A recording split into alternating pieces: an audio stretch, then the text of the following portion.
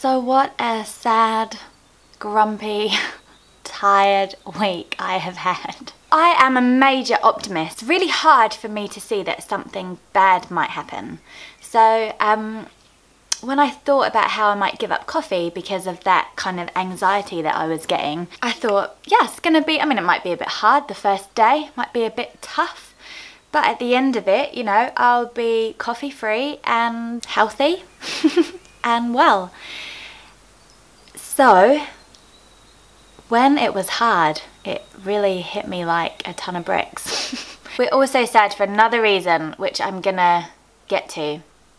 And this is actually like quite a deep malaise, and I'm gonna tell you about it because I might stop you making the same mistake. It's day 6 now and I'm still feeling quite tired, more tired than I usually would be at 11 o'clock in the morning. Usually at this time I'd be buzzing, pinging around the yurt, making videos, writing stuff, making art, whatever. I would be doing it all at once, all at the same time. But this week it's actually been really quite hard to kind of rouse myself and motivate myself, and that really made me realise how dependent I was on coffee for that. And I'm really hoping that I'm gonna get that back at some stage, but that it will come from natural energy rather than like drug induced. Do you know what I mean? I don't know though. Yes, so I've had headaches and achy bones and prickly skin, and I've been like too hot and too cold. It's been like full on withdrawal.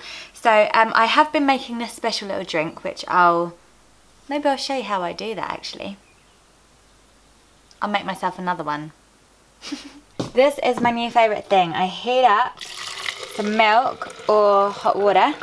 Then I add about half a teaspoon of cinnamon, a teaspoon of turmeric, a good knob of fresh ginger, a huge amount of honey because we have our own bees.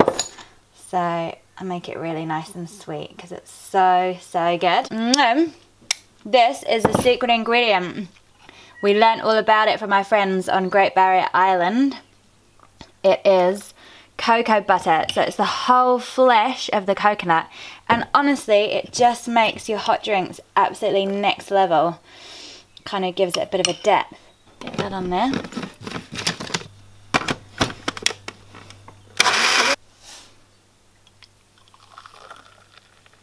It's like this super frothy, yummy chai thing.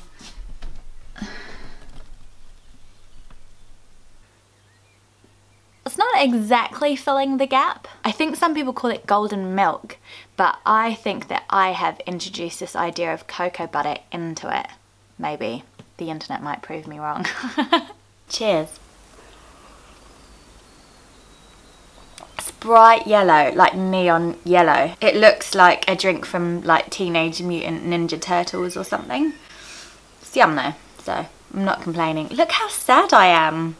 Is this the worst video ever? Come on, Lucy, cheer up. Speaking of drinks, my friend is here.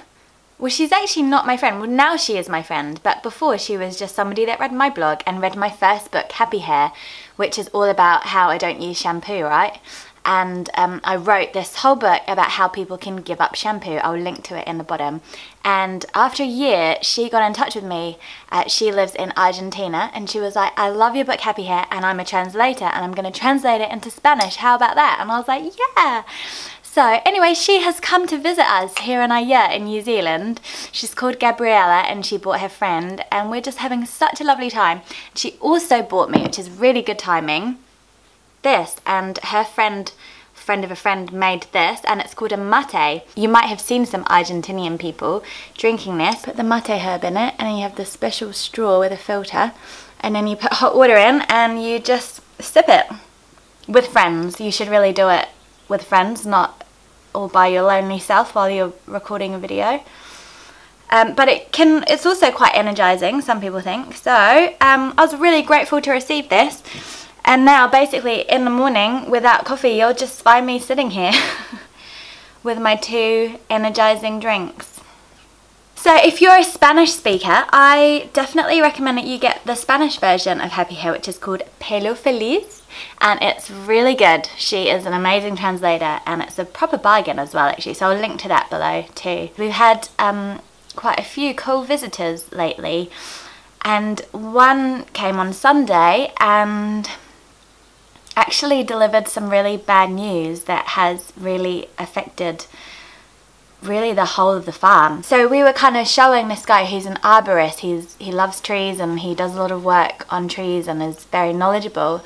We showed him our first orchard that we planted 2.5 years ago now, and we were sort of like, we wanted to show him this little bug that's on it, and we were expressing how we were a bit disappointed that it's not really growing very fast. It should be producing fruit by now and the trees should be really huge, but they're still really small and stunted. So we're showing him around, and basically he let us know that we had planted the trees in completely the wrong way, and so completely the wrong way, and we have planted about 100 trees in exactly that way all around our farm, and basically they're never gonna thrive in the way that we planted them. So it's like actually weeks and weeks and weeks of work that has gone into these trees, and pretty much we're going to have to do them all over again, and it's just so much work, and it's not work that we kind of have time to do or that we can prioritize, but we are going to prioritize it because obviously growing food is really important to us. But I thought I'd quickly tell you how we did it and how not to do it. So this is the orchard where it's really obviously wrong. It was the first orchard we planted about 3 years ago. We were super excited about it because we had all this amazingly rich manure and organic matter. So we dug really deep holes, like about that deep. Then we filled them with poo and organic matter, and then we put the tree in and then put the soil in. And basically that is the wrong thing to do because all that manure and organic matter has shifted and shriveled up as it's got more composted, and then the tree has dropped down, so every time it drops a little bit more, any roots that it's put out are broken and then it has to restart the growth again. So you can see, this is a really good example right here, how far it has dropped down. So you see how much that has sunk. It's about 1 foot deeper down, and all of those roots that it made would have just broken off. The ideal tree planting, you barely disturb the soil at all. You more just lightly scallop it, make a really wide hole like that, and then you put the only ever as deep as the root stock is at the bottom of the tree, and then you spread the roots out, and then you put all the goodness on top of it and all the mulch it really well on top of it, and keep feeding it from the top, and that gives it a chance to spread out its roots and to not break but just feel its way into the earth. It's not going to be moving as it grows. So who knew? But you know what, you do make mistakes, and that's kind of life, and you can't know everything. We've done so many things over the last couple of years, and a lot of it we've been learning as we go. We can't get experts in every time we want to do something that requires a little bit of expertise, so we kind of try and research it, do it the best of our ability, and actually sometimes we screw it up and it's super depressing. But you also have to try and be philosophical about it, don't you? Hopefully you can learn from our big mistake that is really gutting. We've been trying to cheer ourselves up with some festive joy. Seeing as it's like December on Friday. Oh my gosh, hello, how did that happen? I was inspired this week by Channel Mum's Kindness Advent Calendars. So they've got this printable online that you can print out. It's like an advent calendar, but it's all like little tiny acts of kindness that you can do with your kids. Such a beautiful way of helping your children understand that Christmas is not about just receiving gifts, but actually giving out of the love of your heart.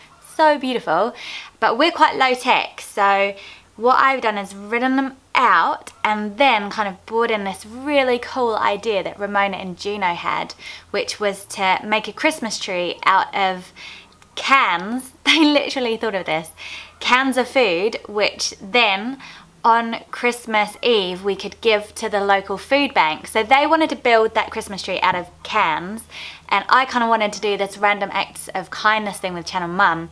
So what we've done is built a Christmas tree that is also an advent calendar, and each day they'll tear off the thing and then there's the little act of kindness suggested by Channel Mum.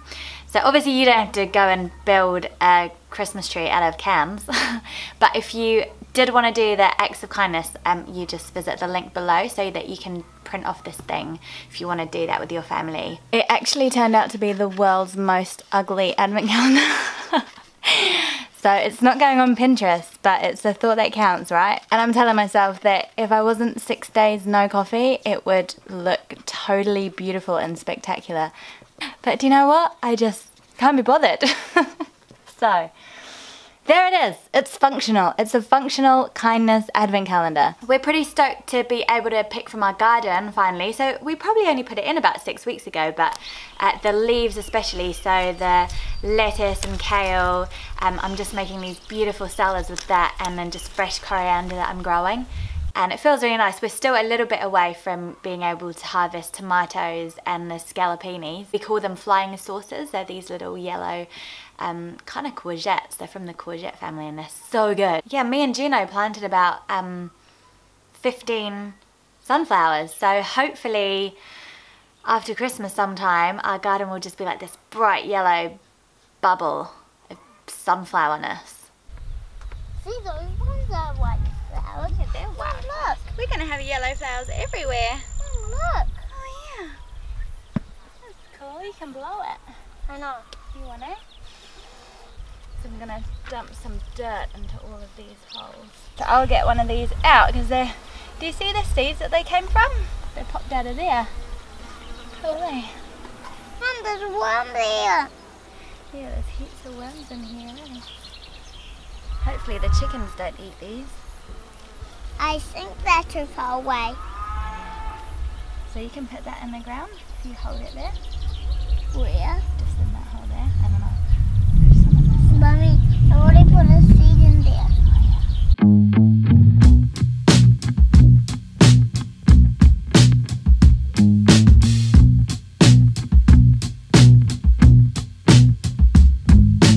Mom, there's already some flower in there. Oh yeah, that one's a dandelion. I just call it a sunflower. But it looks like the sun, eh? Yeah.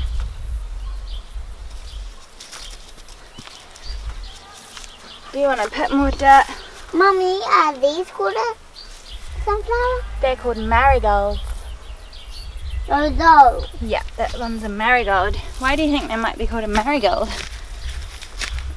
Because I'm gonna pluck a marigold now. Oh, it sounds like a merry-go-round so much. Hey. Do you want to put 2 sunflowers in there? Hope you're all going well. Thanks for watching. Loving your comments lately. It's been really good to get a whole bunch of really nice ones rather than the horrible troll ones that I wake up to nearly every single day. Coming up, I'm going to be doing how we make money and a yurt tour, and also a couple of other fun little videos. They're going to be coming up in the next couple of weeks, so keep your eyes peeled. Don't forget to subscribe and keep radical.